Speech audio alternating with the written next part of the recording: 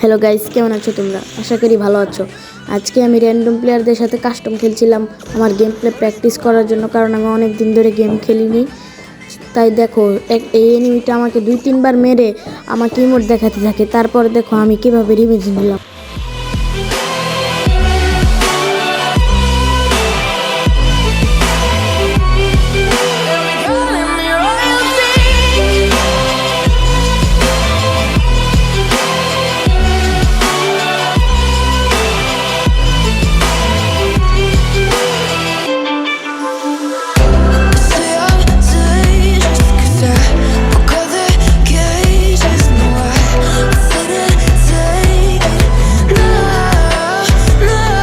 শেষের দিকে এনিমির কাছে নাইরি ছিল বলে এনিমি বারবার গ্লুয়াল লাগিয়ে হিলিং ব্যাটেল করছিল, কিন্তু শেষমেশ এনিমিটাই মরে যায় আর আমার রিভেঞ্জ হয়ে যায় কমপ্লিট।